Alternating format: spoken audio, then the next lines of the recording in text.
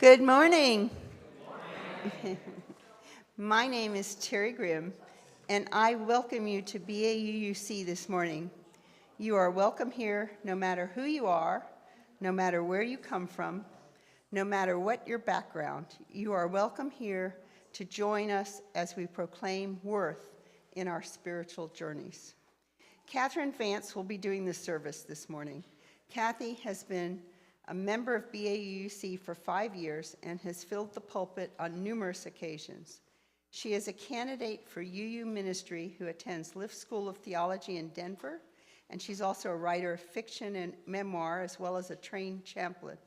And the good news is she recently accepted a chaplaincy position at UTMB Hospital in Webster and will be starting an internship at the UU Fellowship in Galveston this summer.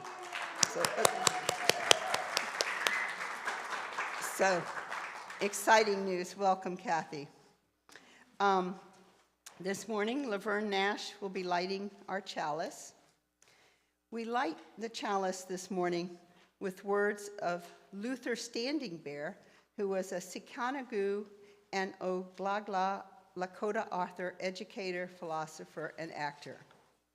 He says, "Kinship with all creatures of the earth, sky and water, was a real and active principle. In the animal and bird world, there existed a brotherly feeling that kept us safe among them. The animals had rights, the right of man's protection, the right to live, the right to multiply, the right to freedom, and the right to man's indebtedness. This concept of life and its relations filled us with joy and the mystery of living. It gave us reverence for all life. It made a place for all things in the scheme of existence with equal importance to all."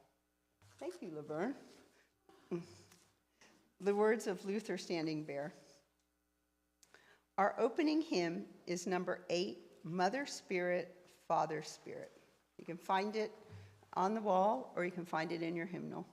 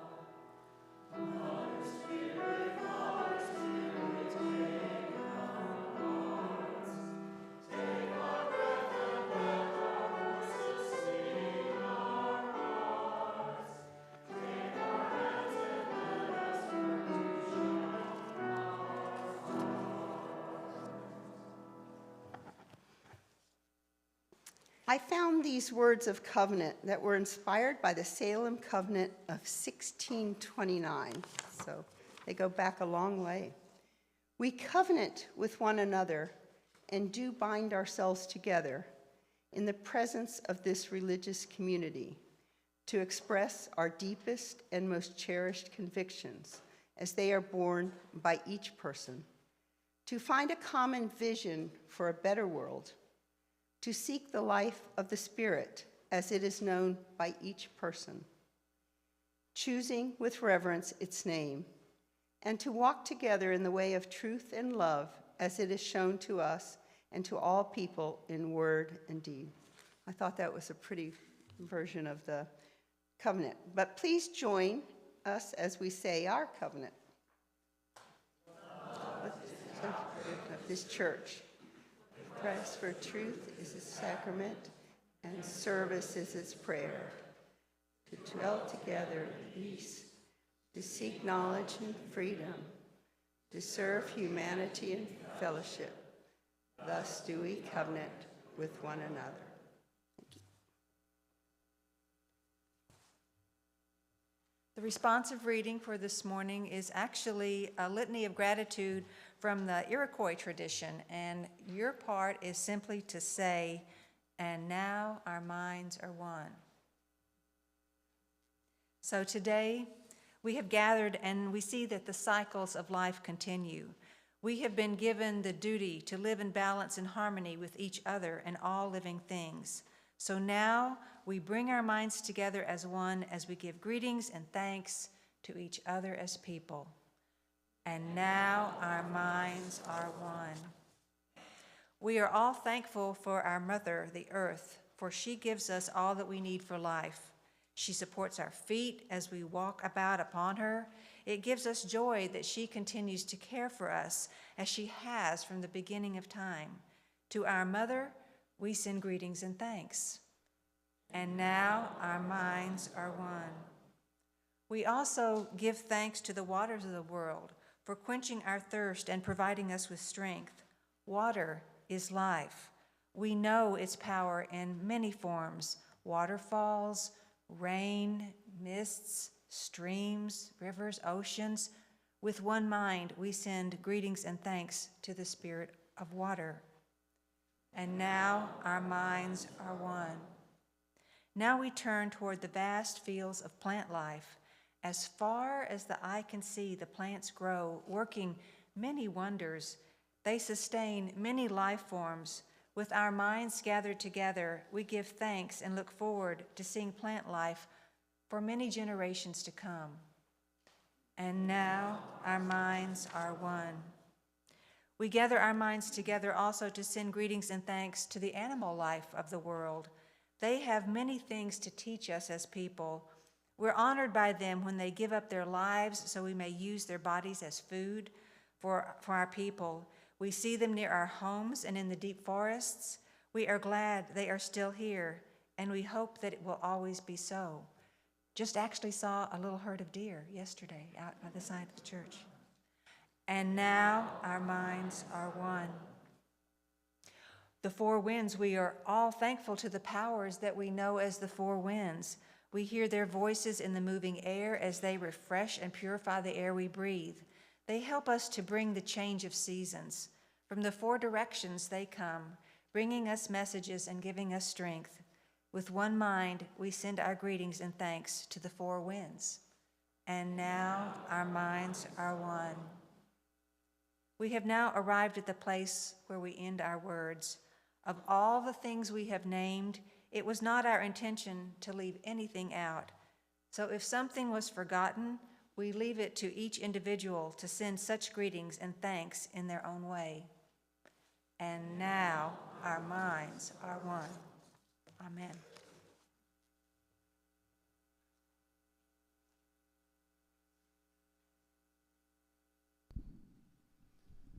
Okay, so what it says in here is not what we're going to have today. We changed our minds, and I don't know exactly what to call what this is going to be.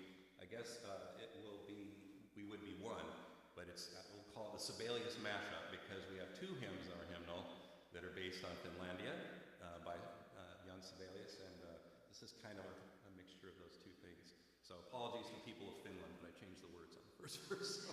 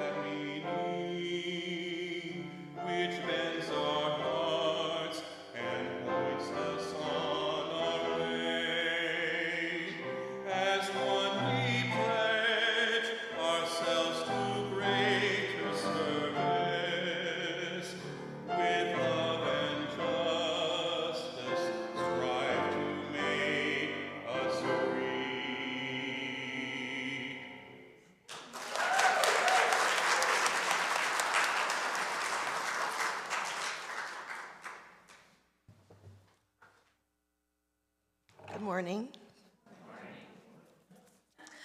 My name is Gloria Miller, and I am the acting director of religious education here at Bay Area. Our story for all ages today is entitled Berry Song by Michaela Goad. On an island at the edge of a wild, wide sea, Grandma shows me how to live on the land. Together we pull hemlock branches from the salty ocean, heavy with herring eggs like tiny stars. On the beach, we gather ribbons of slippery seaweed dancing in the tide. And by the tumbling icy falls, we dip our nets for silvery salmon hidden beneath the current. And in the forest, we pick berries. Salmonberry, cloudberry, blueberry, nagoonberry, huckleberry, soapberry, strawberry, crowberry. The berries sing to us, glowing like little jewels, and we sing too. So berry and bear know that we are here. Grandma tells me we speak to the land as the land speaks to us, I say. The forest sings to us through misting rain and whoosh of wing, the sweet smell of cedar and the tickle of moss. We sing too, so the land knows that we are grateful.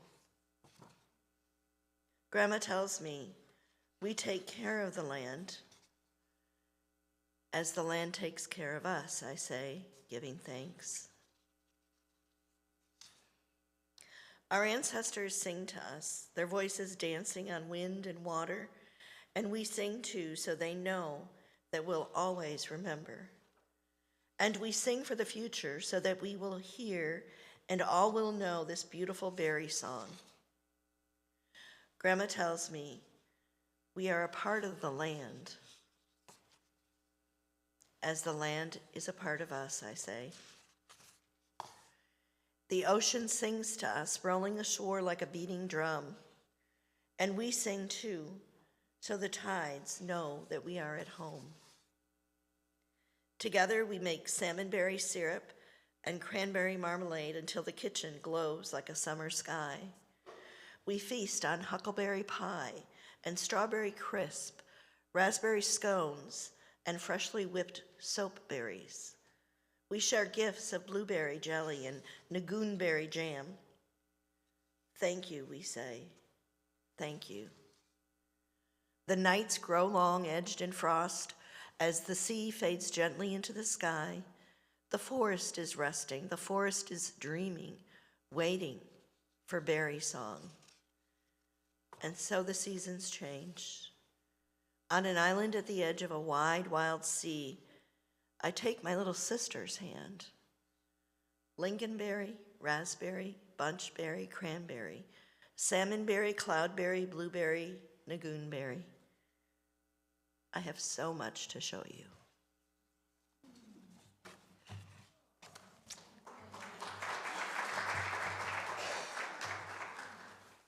Isabella will be our keeper of the flame.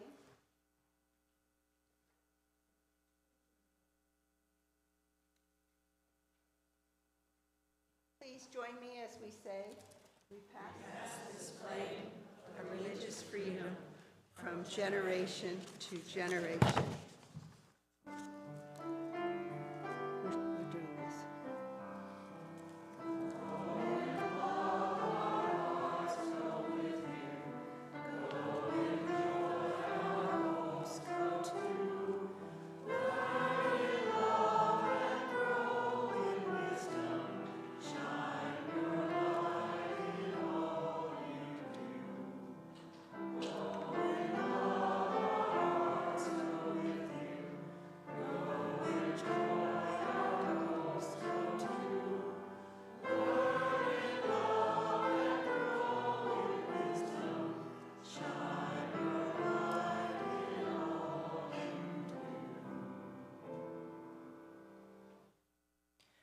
Well, yesterday, the worship associates of your congregation had a retreat, and we talked about the fact that the centerpiece of Sunday worship is not really the sermon, it's really the candles. And that is the moment when we all are vulnerable enough to come forward and put our fears, our hopes, our concerns, as well as our joys out here. And so just know that we see you, and this is a time when we are honoring whatever is on your heart. So please come forward as you feel comfortable, and if you would like a candle brought to you, we will do that. We will also be lighting a candle this morning for the people of Ukraine and Israel and Palestine.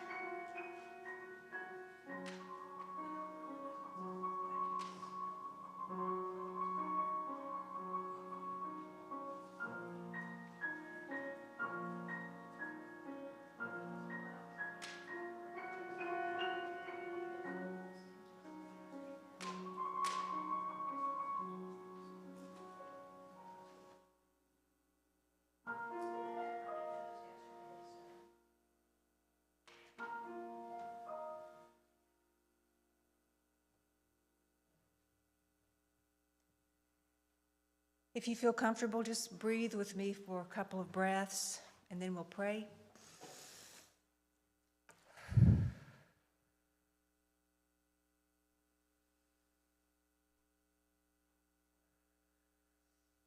Hear the words of Native American poet Joy Harjo.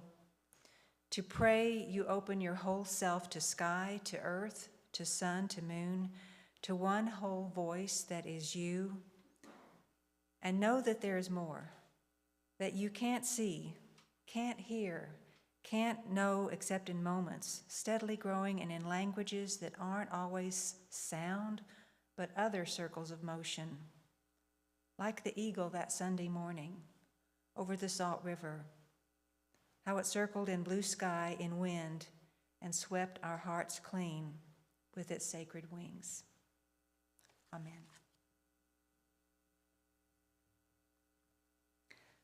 Let's sing now Comfort Me, number 2002 in the Teal Hymnal, verses 1, 2, and 4.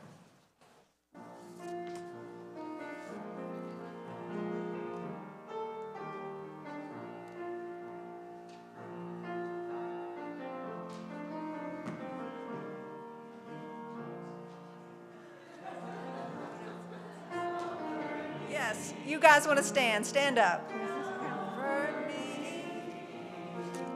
Comfort me, oh my soul. Comfort me, comfort me, comfort me, oh my soul. Sing with me, sing with me, sing with me, oh my soul. Sing with me, sing with me, sing with me, oh my soul. Dance with me, dance with me, dance with me, oh my soul. Dance with me, dance with me, dance with me, oh my soul.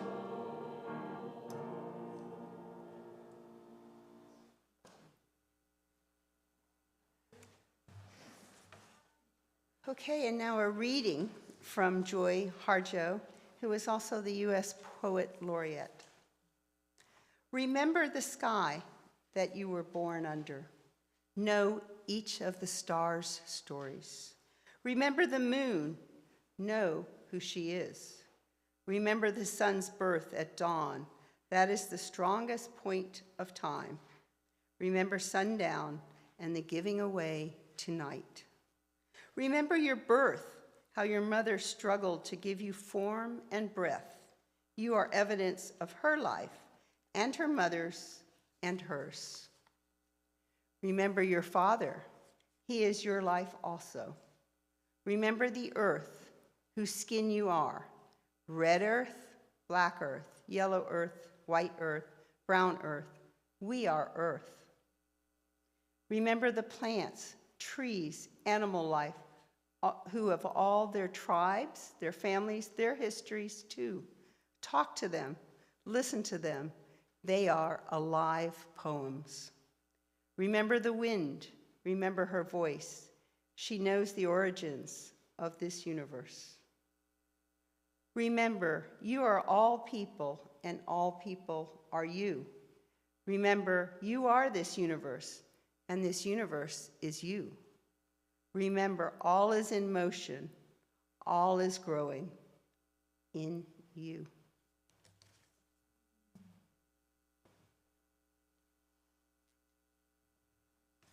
Well, there's one more reading today from the Hebrew Bible, the book of Job. Some of you may know this story about this guy who had everything go wrong and who loses everything, his family, his home, his crops, animals, and he's pretty upset about it, and so he is complaining to God, his God, and God comes back to him and speaks out of the whirlwind. Who is this that darkens counsel by words without knowledge? Gird up your loins, because I will question you, and you will declare to me. Has the rain a father, or who has begotten the drops of dew? From whose womb did the ice come forth? And who has given birth to the hoarfrost of heaven? The waters become hard like stone, and the face of the deep is frozen. Can you bind the chains of the Pleiades, or loose the cords of Orion? Can you lead forth the Mazzaroth in their season, or can you guide the bear with its children? Do you know the ordinances of heavens? Can you establish their rule on earth? So in the vernacular of my family, Job is getting a little too big for his britches and needs to be reminded that he has his place in the scheme of things. So, and he does that, his God does that by invoking all of the natural world to him. Well, I will say up front that I don't have any personal authority from my own ancestry to be speaking on Indigenous matters. This topic came about because of the intersection of our congregation, Unitarian Universalism's concern with climate justice and my growing awareness of Native American theology. And I knew I'd be talking to, of course, a very environmentally conscious audience, and thought you might be as interested as I was. I know some of you feel romantic about the beaches of Hawaii or the Rockies. You understand what a carbon footprint is, and you never throw down so much as an old piece of gum in the grass. So, and if you don't own an electric or a hybrid car, you probably have at least looked into it or thought about it. And maybe you've even researched solar panels or green roofing. I know that to be the case. So many of you feel that your land relationships are already pretty progressive. But this indigenous approach is a little bit different from just appreciation or advocacy for the natural world. And so in the poem that Terry read, Joy Harjo, who's a member of the Muskogee Nation in Oklahoma and a former poet laureate of the U.S., she says, "Remember that you are all people and all people are you. And remember that you are this universe and this universe is you." Well, how many of us, and most of us don't have any indigenous background, can say that we have a similar attitude toward the land, toward Mother Earth, to the extent that we feel not just aware of it, value or admire its gifts and are protective of it, but actually feel in the essence of our being that we are indistinguishable from the environment. So intrinsically are we bound together with it, and that the land is a part of what our culture is, part of our essence. Well, this idea is what is embedded deeply in Native American life, that the land is not something that's outside of the human self. From birth, most Native Americans view as a fact that they're part of the land and that certain places are especially sacred. And so deeply do they feel this that it's normally not even a conscious thought. Well, we have our seventh principle for thinking about recognizing the interconnected web of all existence. And so we do acknowledge and aspire to care for and have deep concern. But perhaps the web doesn't quite go deep enough. Maybe, this web is not quite the same as this ultimate inseparability of all the aspects of the physical world, the human, the non-human, and the fact that we actually share 60% of our DNA with fruit flies and bananas. And that we are as related to rocks and air as we are to chimpanzees. So what might it mean if we were viscerally and intellectually understanding this sacredness and the personal nature of place? And how might it help us to consider or reframe our own and America's connection to or disconnection from the environment? So Unitarians and, Christians, I think, also carry theology in our heads. We have sort of an iCloud theology. It's not rooted, it's portable through time and space. And so perhaps the closest that I could think of to what indigenous theology is through the example of our Islamic neighbors. And they have a prayer rug, which is like a metaphor for physical space. And it has edges and it has boundaries, and it says, I am right here. And when Muslims worship, they get down there. They get down on their knees and they put their foreheads to the floor, and they are very, very deeply grounded with this particular spot. Well, at least in America, in the Christian tradition, which has, to some degrees, informed what we as Unitarians believe, that attitude toward the natural world has often been that we should respect it, but that it's for humans to use because we are the alpha creatures, right?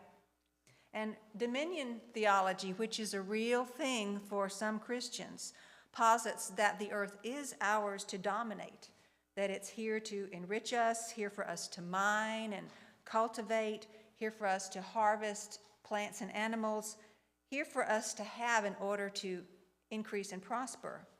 But this story of Job urged us maybe to reconsider what happens when we are clueless and complacent or even arrogant, believing in our own power and the right to possess and manage the world. Well, he loses everything, his sons, his daughters, his flocks, his servants, and he's bitter, he's so bitter, and he's arguing with God that he has gotten this raw deal. Well, those of you who don't know the story, spoiler alert, if he does get it all back. He does get it all back. But he does have to remember his place. He has to have humility and this wonder of which Joy Harjo speaks.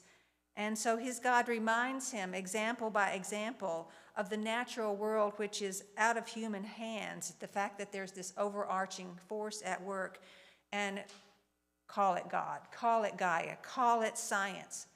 But in any case, says the book of Job, this is where wisdom is to be found. Mortals don't know the way to it, and it cannot be gotten for gold.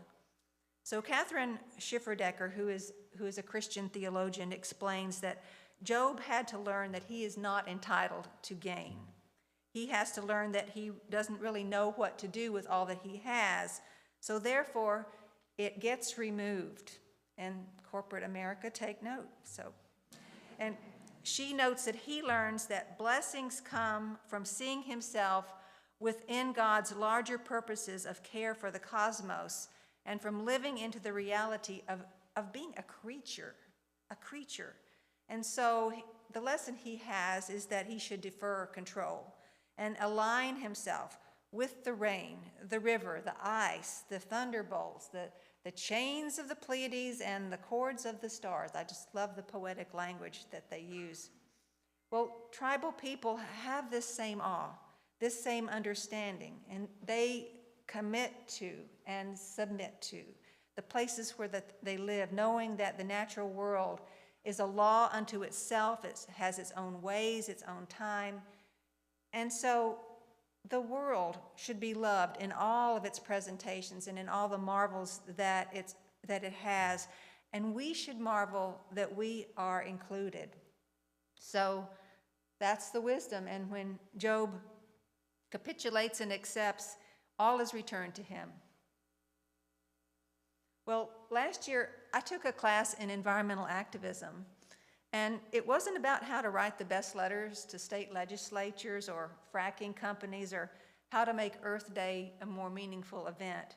But it was somewhat about understanding the long history of white people colonizing the American continent and taking land for our own use and profit, devaluing indigenous languages and culture as primitive and unevolved. And it was also about the rise of land justice, movements such as the Dakota Access Pipeline, the acronym is DAPL. That standoff happened in 2016. Well, if you haven't heard about it, that was the time when environmentalists came together with tribal groups in what was ultimately a successful effort to keep this pipeline from crossing the Missouri River. In the first place, the water itself was a source for the community, and that was endangered by the presence of oil and gas. The government entities which permitted the pipeline didn't understand why there had been such an outcry and such a fuss, because there wasn't a burial ground on the contested site, and that had usually been the reason why Native Americans would protest. So they wanted to know what was holy here. And not only did the permit makers not understand indigenous burial practices, but they didn't get that indigenous people don't normally build structures to hold their religious concepts and places of worship. because Turtle Island, which was the pipeline crossing site, was at the confluence of two rivers, and the waters that came together there ran in such a way that the stones had been smoothed and rounded and were considered to be sacred. And so for the people there, that place was sacred. And you can see the picture on your order of service.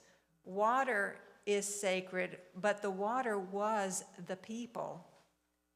And Turtle Island is as sacred in its way as Notre Dame Cathedral is to the Catholics, as the Kaaba in Mecca is to the Islamic faith, as the Temple Mount in Israel is to a number of religious traditions, because in indigenous theology, human spirit and human life and the land are bound.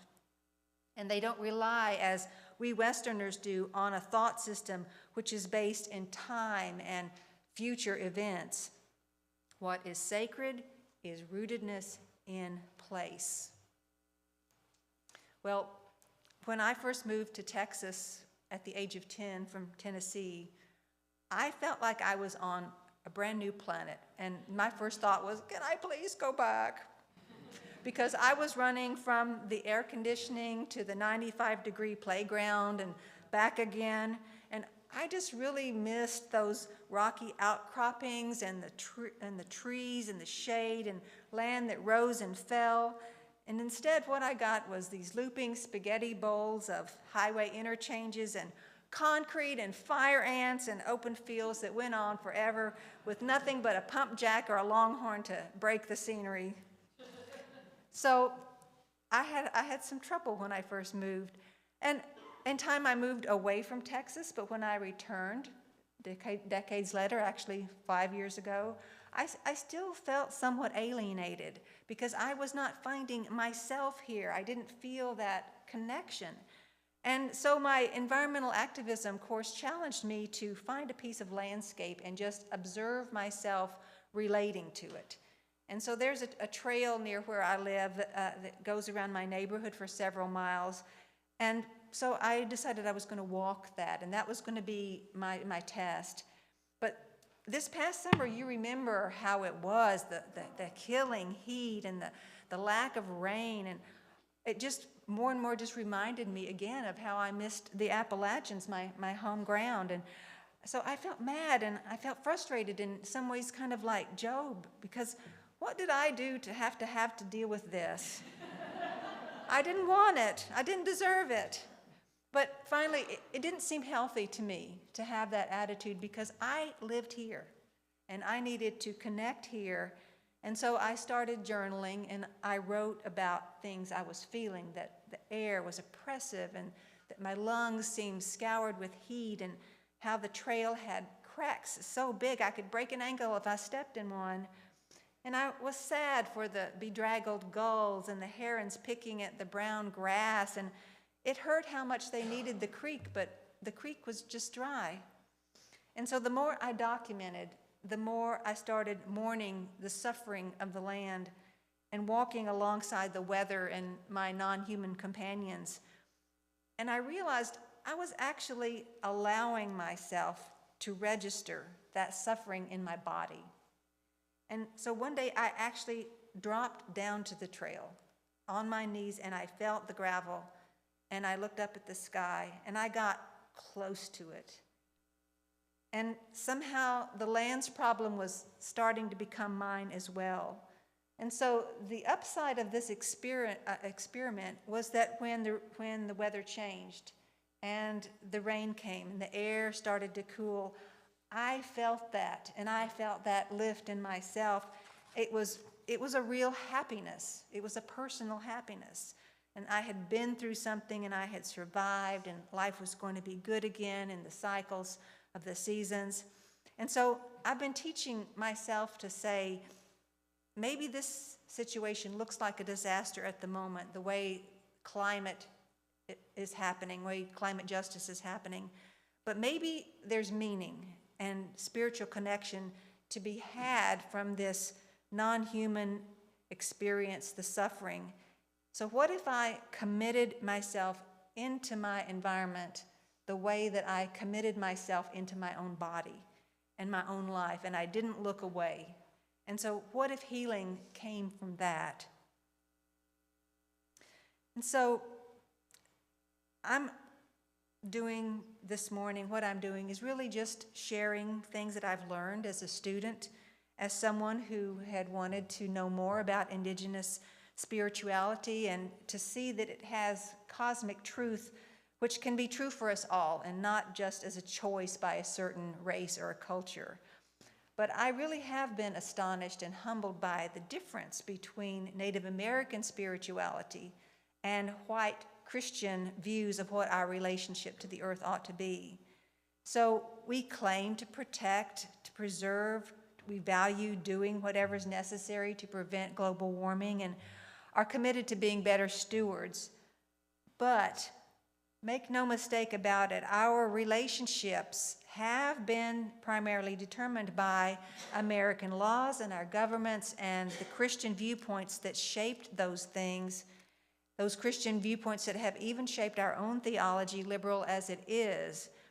We don't believe in environmental greed or abuse, and we certainly don't believe in the divine right of white Christian governments to make good environmental decisions. But we do believe in science, and sometimes that too means that we feel that land should be managed, manipulated, just managed and manipulated more responsibly, right? With different laws, with different leaders and groups. We need cleanup, we need resource-preserving technology, we need to go forward in time with a preservation plan. But the idea of land being owned by nobody, or of land being left alone, returned to its original or rightful owners, left wild, healing itself, by and large, we're not always in favor of that. And we may feel that things have gone too far, and we aren't going to be able to return to some Eden-like state because that ship has sailed and it went to the new world and planted a flag, and there is no undoing the errors of the past. So if we're honest, maybe some of us feel that these indigenous concepts, while artful and interesting, are still primitive, not fully viable. Maybe we think they have been superseded and that science and technology provide the answers now. But I'd like us to be careful that we don't always cast science as more advanced and reliable, because there's an arrogance in that, in making technology and development just another form of manifest destiny that needs to be given power and precedence as the wave of the future. So proceed mindfully.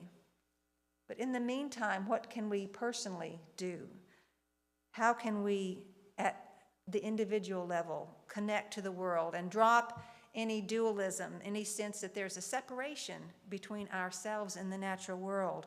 So I encourage you to see what that looks like, see what that feels like, and be less quick to fix, less quick to act, and more trusting of the laws of nature. Because Harjo reminds us that tribal religions are a system of attitudes, beliefs, and practices which harmonize human thought, human life with the land. And we are still under the control of these Western ideals which exist as abstracts, as philosophies and ethical set pieces. So how would your actions and values shift if you started to think of land, of places both sacred and secular, and your relation to it as more important than some idea that you could carry around, as more than a project or a dollar? What if you dealt with the land as if it were your own body? What if you remembered? What if you knelt on the trail and believed that you and the land were one and the same? So let that thought grow in you and see where it takes you. And thank you for your presence here today.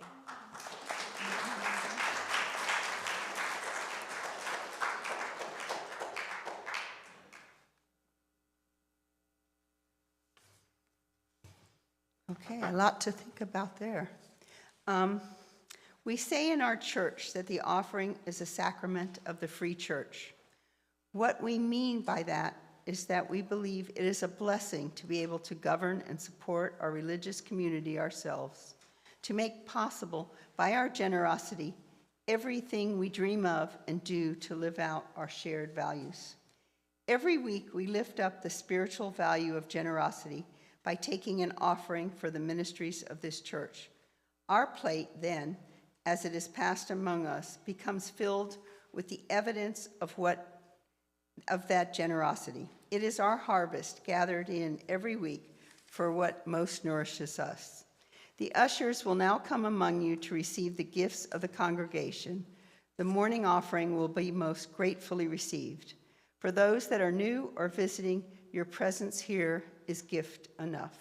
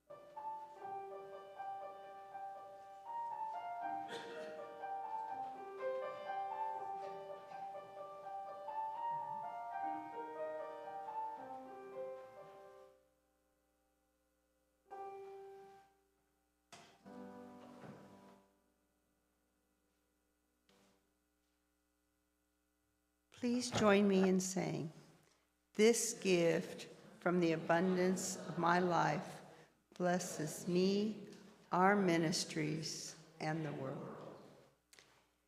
We invite you to continue this feeling of worship as you go out into the world next week. The following announcement offers some ways to do that.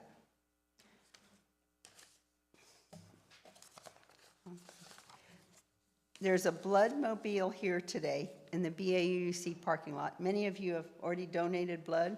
Raise your hands. Thank you. But there are a few spots left, so if you'd like to donate, you can sign up in the parlor outside Cockrell Hall. Everyone who donates gets a free rodeo t-shirt. Woohoo! I don't know if we have anybody modeling it, but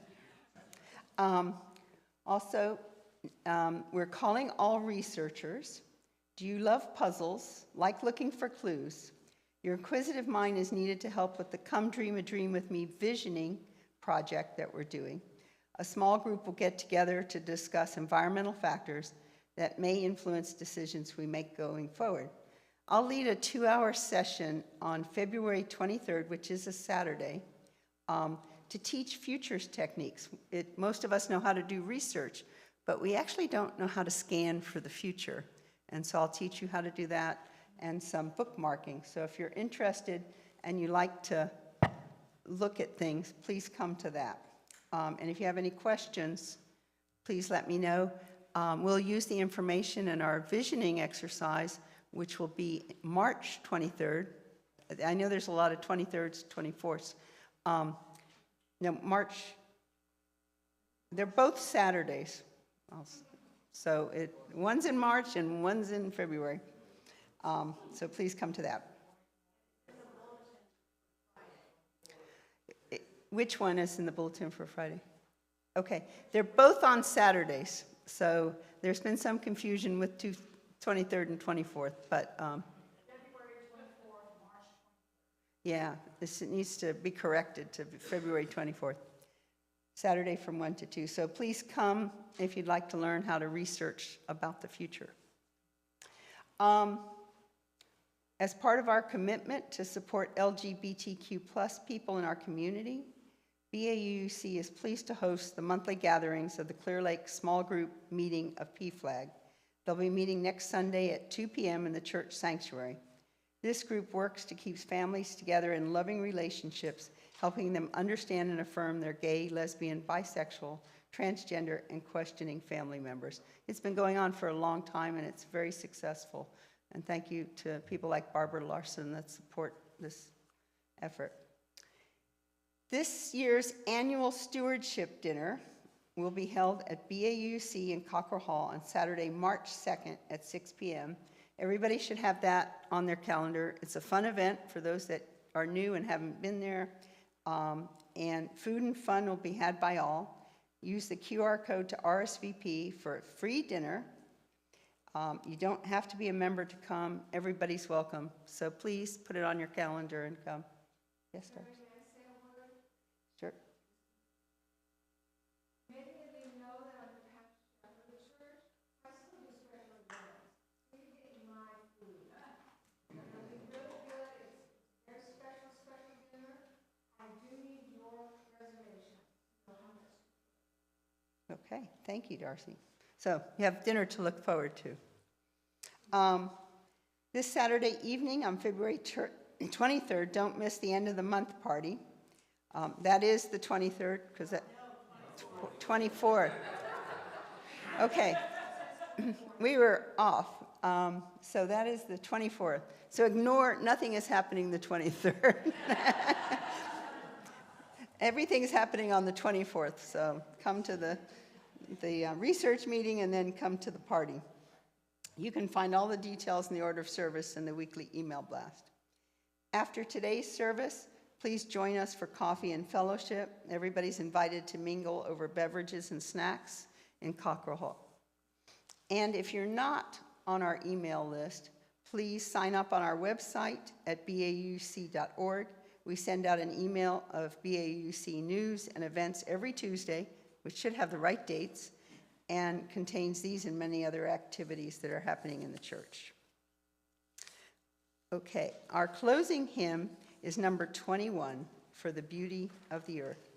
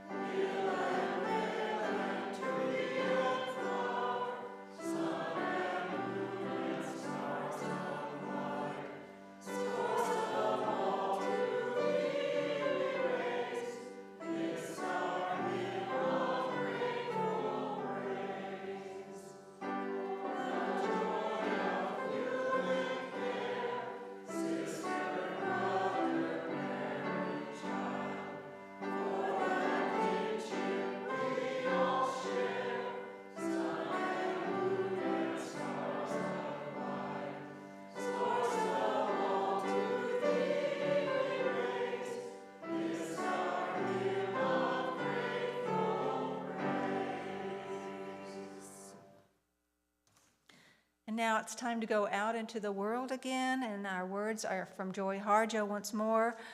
We must take the utmost care and kindness in all things. Breathe in, knowing that we are made of all of this, and breathe, knowing that we are truly blessed because we were born and we die soon within a true circle of motion, like the eagle rounding out the morning inside of us. So let's pray that it will be done in beauty. Amen, and go in peace.